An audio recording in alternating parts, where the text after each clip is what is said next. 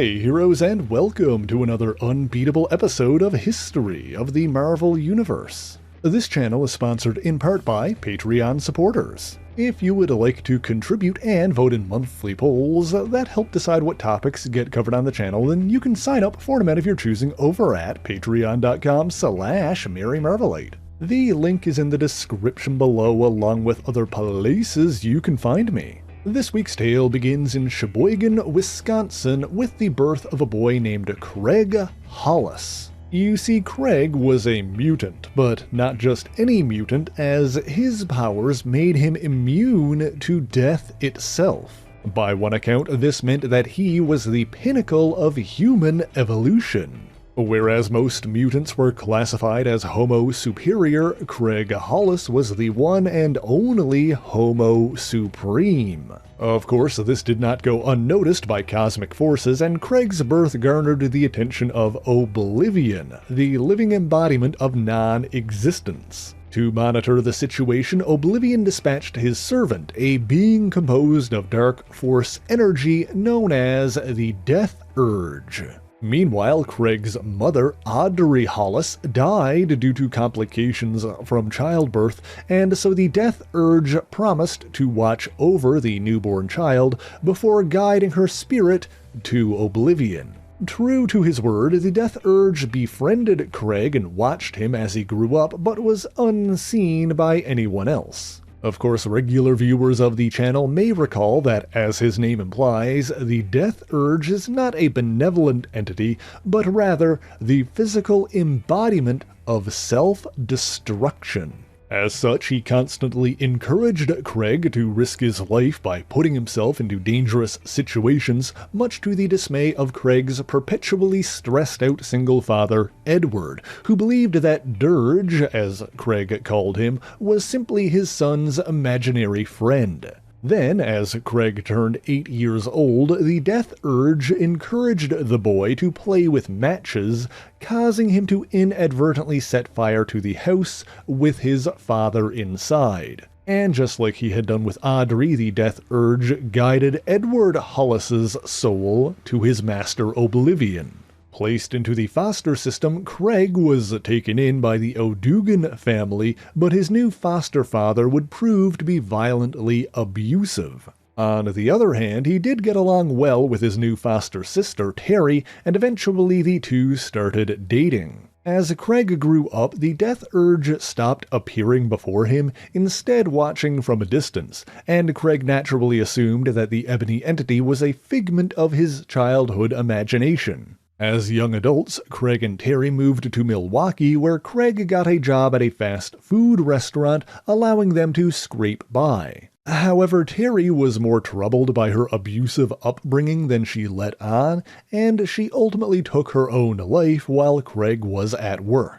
Whether or not this decision was influenced by the Death Urge, we may never know, but it is important to note that the Death Urge is drawn to and strengthened by suicidal urges. And so after coming home and finding Terry's suicide note, Craig Hollis witnessed the Death Urge taking her soul away, and realized that his old friend wasn't so imaginary. Wishing he could go with them, Craig gave in to despair and attempted to end his own life, throwing himself off the side of his apartment building. His body was left in a crumpled mess, but almost immediately it began to repair itself, completely reviving him. Determined to die, he tried multiple other methods of suicide, but he would never stay dead for long. He could be hurt, he could even be injured, but once those injuries became fatal, his body would completely restore itself directly after what would otherwise be the point of death. Of course, he ultimately realized the undeniable truth that he had superhuman powers, which rejuvenated his will to live.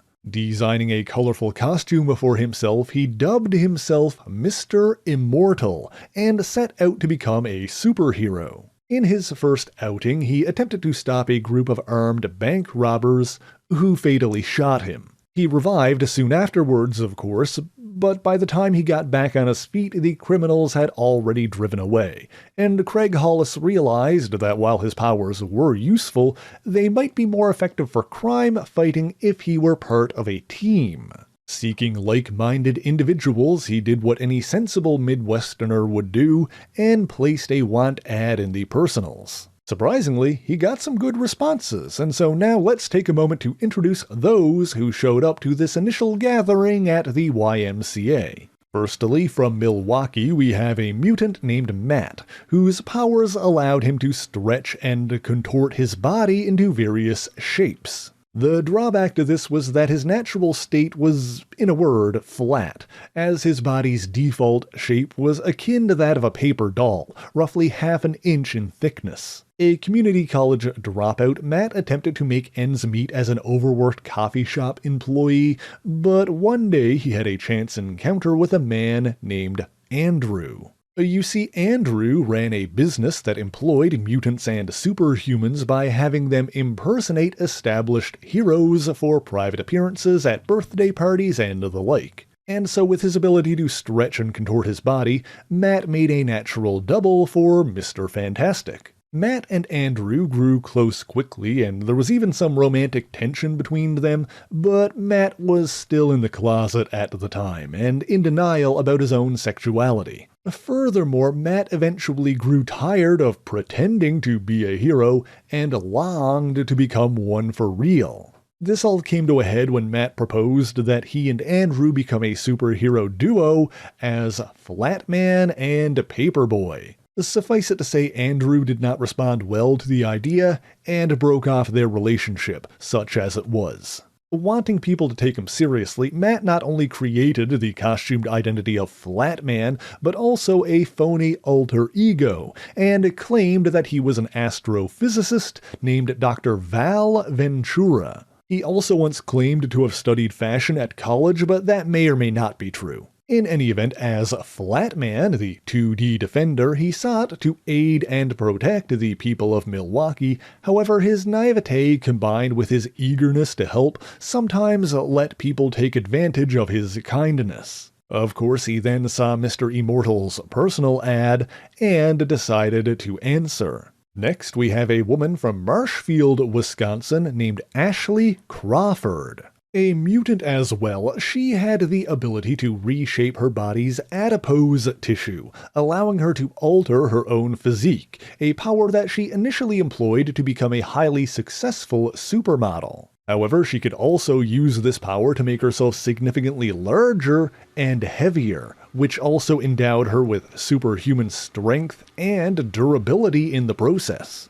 In fact, her body compensates for the additional weight so well that she's light on her feet at any size and far more acrobatic than she may appear. While the source of the extra mass that she summons is unconfirmed, she presumably draws the energy necessary to produce it from some unspecified intradimensional source, not unlike other superhumans who produce more energy than they take in. Unfortunately, to return to her smaller form, she would need to vomit out this excess mass. In any event, she decided to use her superhuman form to become a local hero known as Big Bertha, the Ample Amazon, and she did legitimately save people from being harmed in various accidents.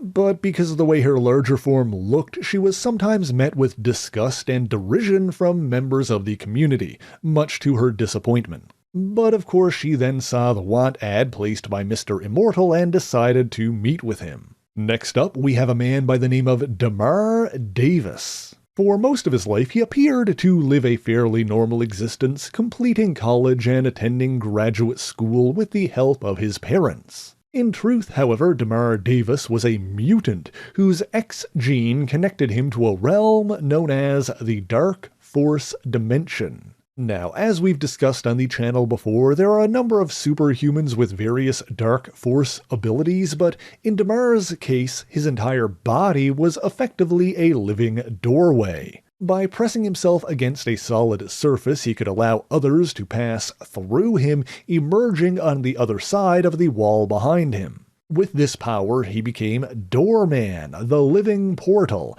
and helped local citizens with various problems. For example, one woman accidentally locked her pet dog in her car and Doorman was easily able to free him, that kind of thing. This earned him the respect of those he aided, and when he later saw Mr. Immortal's personal ad, Doorman decided to answer the knock of justice. Next, we have Dinah Soar, a pink-skinned humanoid with pteranodon-like features and the ability to fly. Now, she claims to have come from an entire species of such beings, each of whom has a lifespan that greatly surpasses that of the average human, and speaks in a hypersonic language that is inaudible to most other races. While unconfirmed, it's been posited that perhaps Dinosaur's people may be related to the Nugari, a group of winged mutates that resided in a hidden jungle known as the Savage Land. In any event, the kind-hearted Dinah tried to befriend the people of Wisconsin, but her odd appearance and inability to audibly speak a human language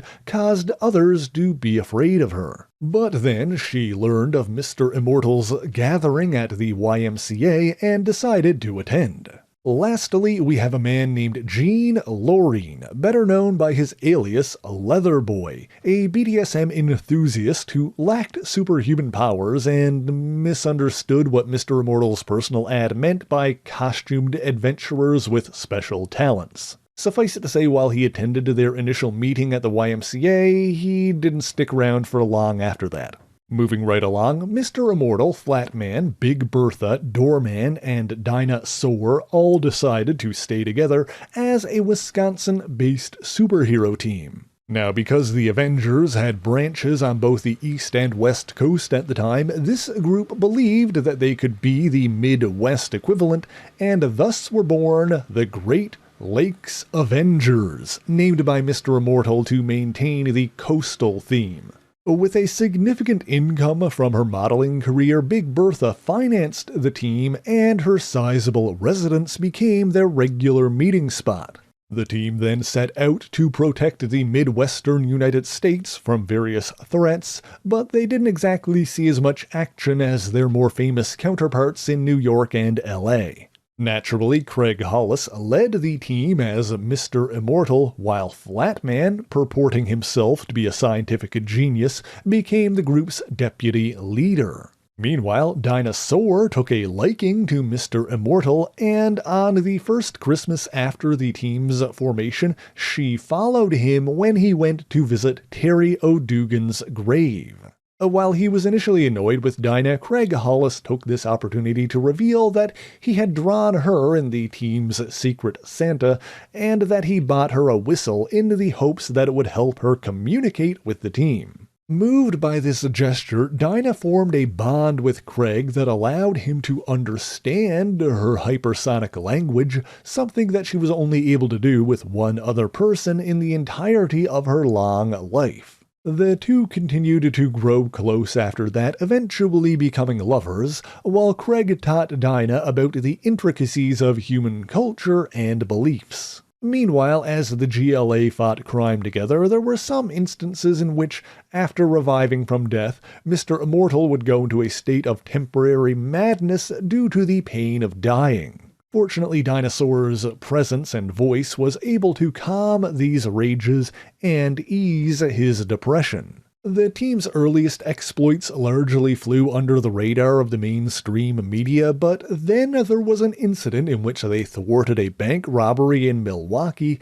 after which Mr. Immortal introduced the general public to the Great Lakes Avengers on live television. This caught the attention of actual Avengers Clint Barton and Bobby Morse, aka Hawkeye and Mockingbird, who traveled to Wisconsin to confront them. However, Hawkeye, having recently left the Avengers West Coast Division, saw potential in the novice heroes and decided to mentor them. He and Mockingbird began putting the would-be Avengers through a series of tests and training courses, during one of which Mr. Immortal inadvertently fell into Doorman while he wasn't up against a solid surface. As a result, Craig fell into the cold of the Dark Force dimension, but Dinosaur dove in after him and was fortunately able to pull him out before too long, nursing him back to health afterwards. Naturally, Hawkeye then decided that Doorman would have to go through a whole battery of tests so they could learn more about his abilities. Hawkeye also led the GLA on a mission to rescue several of the West Coast Avengers from an ancient collective sentience called That Which Endures, which is too complicated to summarize in a single sentence but isn't really worth going on a lengthy tangent about here.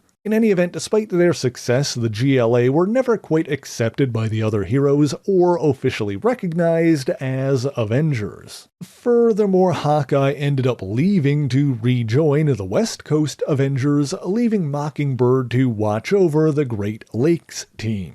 Later, when a gigantic extraterrestrial entity known as Terminus threatened the Earth, Hawkeye contacted the GLA and had them confront Terminus in the eyes above St. Louis, because they were closer. And while the battle was brief, the novice heroes succeeded in drawing the aliens' attention long enough for the other Avengers to arrive and save the day.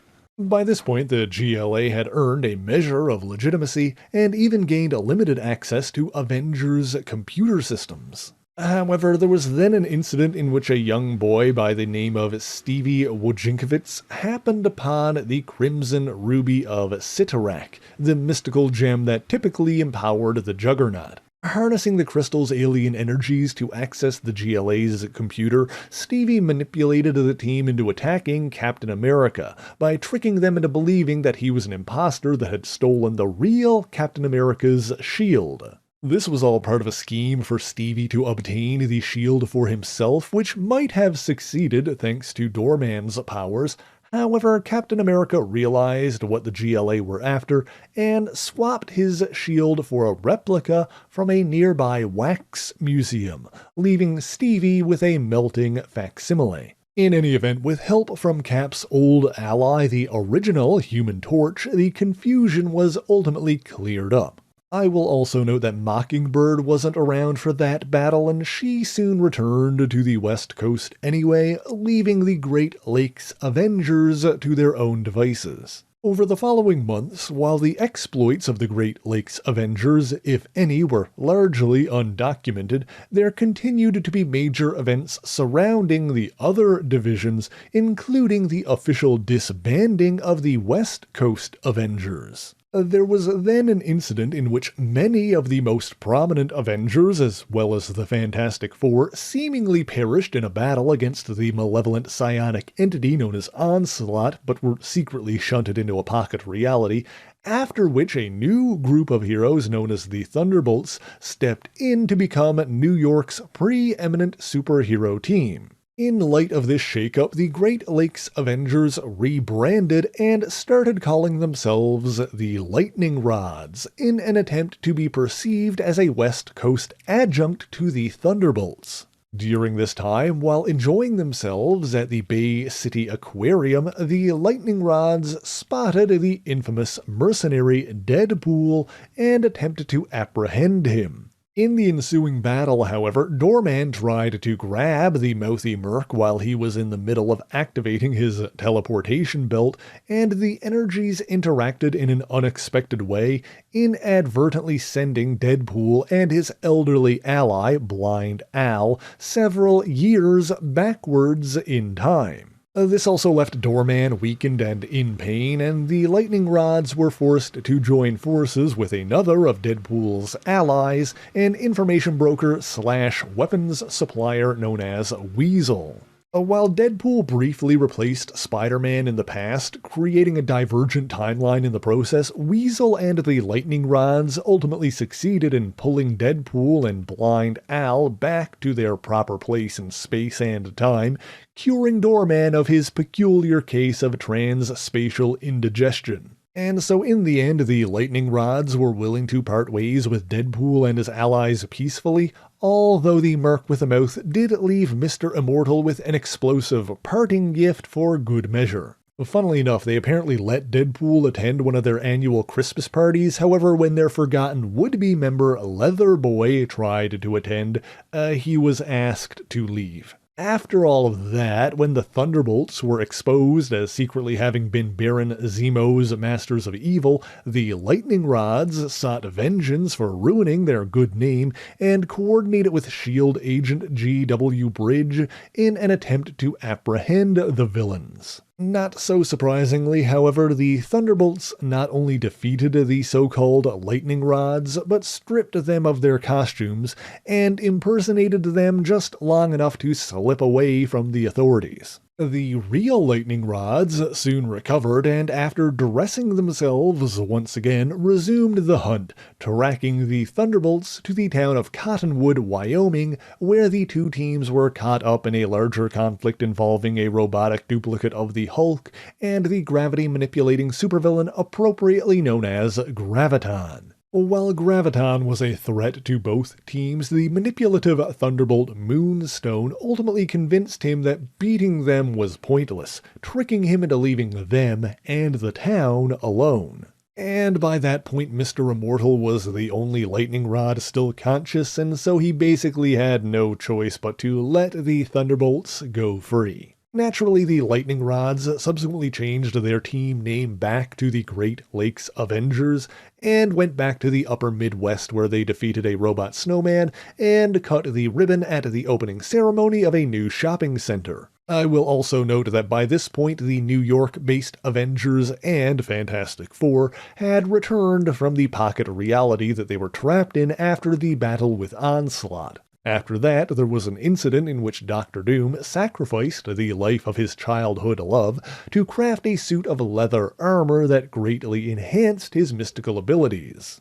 But his schemes were ultimately thwarted by the Fantastic Four, and Doom, along with his armor, wound up being dragged into hell by a demon that he'd made a deal with. After all of that, there was an incident in which a group of villains called the Animen launched an attack on the Milwaukee Convention Center, and the GLA rushed onto the scene, only to find that the real Avengers had beaten them there and were already dealing with the situation. Embarrassed and discouraged, Mr. Immortal considered disbanding the Great Lakes Avengers, but just as he decided to go through with it, the primary Avengers team disassembled, in the wake of a series of disasters caused by a mentally unstable Scarlet Witch, including the death of their old ally Hawkeye. Seeing this as an opportunity, Mr. Immortal was reinvigorated since the Great Lakes team became the sole remaining Avengers squad,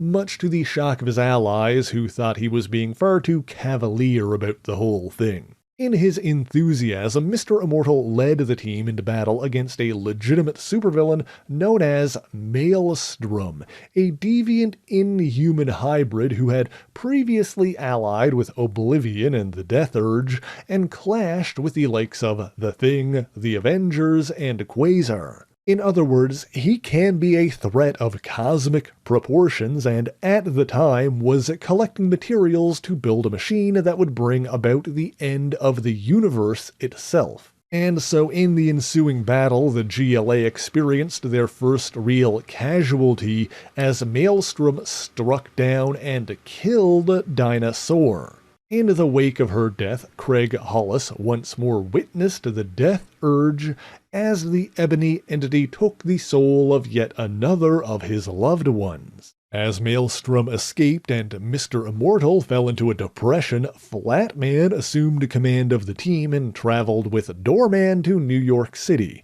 in a desperate attempt to bolster their ranks by recruiting more members. But of course, nearly everyone they approached turned them down. The electrically powered hero known as Living Lightning initially agreed to join, but only because he mistakenly thought that the GLA was the gay-lesbian alliance. In any event, Flatman and Doorman did find two promising new members, including Doreen Green, better known as Squirrel Girl, a superhuman with squirrel-like powers including enhanced physiology, a squirrel-like tail and claws, and the ability to communicate with and command squirrels. I will also note that during this time she believed herself to be a mutant since she was born with her powers, but it has since been revealed that this is not technically the case since she evidently lacks a mutant X gene. While she was still relatively new to superheroics at the time, or at the very least she hadn't had many documented exploits, she had already more than proven herself by besting none other than Doctor Doom in her debut outing. Regardless, she agreed to join the GLA on the condition that her squirrel companion, Monkey Joe, be made an official member as well. Another potential recruit they found was a Roxxon employee named Doug Taggart, who used a high-tech armored suit to become a novice hero known as the Gregarious Grasshopper. Flatman, Doorman, and Squirrel Girl aided the Grasshopper in a battle against the mercenary company Batrock's Brigade and offered him a place on the team, which the armored hero accepted. Within seconds, however, the Grasshopper was killed by a scythe thrown by one of the mercenaries, Zaran the Weapons Master. As a side note, in the wake of Doug Taggart's death, another man, Neil Shelton, took up the mantle. However, he quickly died when he accidentally launched himself into space with the Grasshopper suit's maximum jump. Others have made similar attempts to take over the Grasshopper identity, but let's just say that it never seems to work out well for anyone. Anyway, getting back to the story at hand, with their squirrely new recruits, Doorman and Flatman returned to Wisconsin in an attempt to find and stop Maelstrom's evil plans. And at Squirrel Girl's insistence, they left Monkey Joe on monitor duty at their headquarters with Mr. Immortal while the others conducted their investigation. During this time, however, the GLA headquarters was infiltrated by a frustrated foe who sought revenge and killed Monkey Joe. Yes, true believers, as many of you have no doubt figured out, this dastardly sinister squirrel murderer was none other than Jean Loreen, aka Leatherboy. So yeah, as it turns out, in the years after the GLA's initial meeting at the YMCA, Leatherboy had grown bitter about being dropped from the team and their refusal to include him in subsequent events. This came to a head when he learned that the team had recruited several new members, including an actual squirrel, but didn't even bother to invite him back. Donning a non-powered replica of Dr. Doom's leather armor, which was popular among leather enthusiasts at the time, Leatherboy infiltrated the GLA headquarters and murdered both Mr. Immortal, who obviously got better, and Monkey Joe, before he was found and quickly subdued by Big Bertha, who held him down until the others arrived. In the aftermath of that whole mess, as Squirrel Girl mourned her best friend, the Death Urge arrived in the form of a squirrel to claim Monkey Joe's soul, only to be attacked by a drunk and depressed Mr. Immortal. Doorman made an offhand remark, wondering aloud if Leatherboy's proclivities were, and I quote, a gay thing, much to Flatman's annoyance. Leatherboy confirmed that he was, in fact, straight, and that Big Bertha sitting on him was actually exciting for him, much to her disgust. And Flatman, inspired by his interaction with Living Lightning, decided to officially come out of the closet as gay himself. Meanwhile, Mr. Immortal learned from the Death Urge that he was Homo Supreme, supposedly the final step of human evolution, snapping him out of his depression while kind of stealing Flatman's thunder.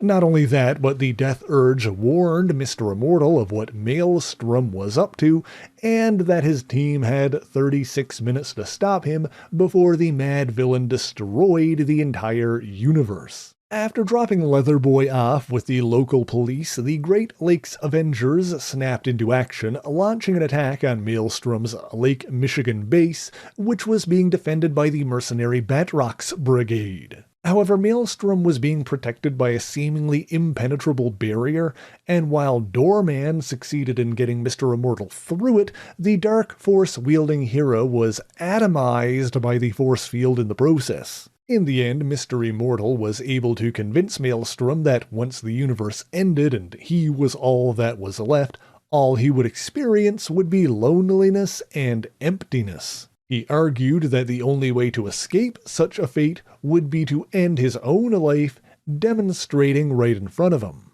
Unable to argue, Maelstrom chose to follow suit rather than lose his sense of purpose, and soon afterwards Mr. Immortal resurrected and shut off Maelstrom's machine, saving the universe. Meanwhile, disappointed by the Death Urge's performance and sensing that Doorman was also connected to the Dark Force dimension, Oblivion resurrected Damar Davis and made him his new agent on Earth. In the wake of that conflict, Doorman returned to his allies. However, the GLA faced their next challenge when they received a cease and desist order from the Maria Stark Foundation, demanding that they drop their use of the Avengers name. However, when they realized that all of their remaining members were mutants, the team decided to rebrand once again, instead becoming the Great Lakes X-Men. After that, the team continued their exploits defending the upper Midwest against relatively minor threats, although their most competent member, Squirrel Girl, was sometimes away on more important quests with her new squirrel companion, Tippy Toe. In one instance, she aided Ben Grimm, the Thing, in a battle with an artificial monster known as the Bi-Beast, which earned the Great Lakes X-Men an invitation to Grimm's superhero poker tournament. While they were there, however, the telepathic mutant Rachel Summers compelled Mr. Immortal to change the team's name, and when he tried to announce them as the Great Lakes Defenders, Dr. Strange mystically forced him to change it again. In the end, when Flatman won the tournament, they settled on the name Great Lakes Champions. After that, during the first superhero civil war, the team once again clashed with Deadpool, who sought to apprehend unsanctioned vigilantes, unaware that the Great Lakes Champions had already registered with the government, making their activities perfectly legal. Later, when the federal government instituted the 50-State Initiative, a program designed to coordinate superheroes across the country by having a government-sponsored team in every state, the Great Lakes Champions rebranded once again and became Wisconsin's official defenders, the Great Lakes Initiative. During this time, they were joined by another superhuman Wisconsinite, Greg Willis, aka Gravity, who was not happy about being assigned to the team and left soon after the Registration Act was repealed and the initiative was shuttered. The team subsequently reverted back to their original name of Great Lakes Avengers, and while they had more adventures, it soon became clear that Squirrel Girl was doing most of the work, and she ultimately left to give the others a chance to shine on their own. Unfortunately, the rest of the team had a bit of a falling out after that. While Mr. Immortal struggled with alcoholism, he ultimately got himself sober by burying himself in a coffin for 6 weeks. Big Bertha, meanwhile, changed her legal name from Ashley to Bertha and pivoted to plus-size modeling to promote body positivity. Of course, the GLA eventually reassembled, but for that story you can check out the 7-issue Great Lakes Avengers series that ran between 2016 and 2017. In the meantime, that's all I've got for you this week, but thank you so much for watching this video. If you enjoyed it, be sure to leave a like, subscribe to the channel, and share it on your favorite social media. As always, the issues referenced in this video are listed in the description below if you would like to read them for yourself, as well as links to other places you can find me. Let me give a special shout out to all of my Patreon and Ko-fi supporters, Twitch subscribers, and YouTube members who help make the channel possible. By signing up for any ongoing amount on any of these platforms, you'll get your name in these special thanks, but Patreon is the one that helps determine what topics get covered on the channel via monthly polls. That being said, if there's anything in particular that you want me to talk about, be sure to let me know in the comments. But that is indeed all I have for you this week, and so until next time, true believers, Excelsior!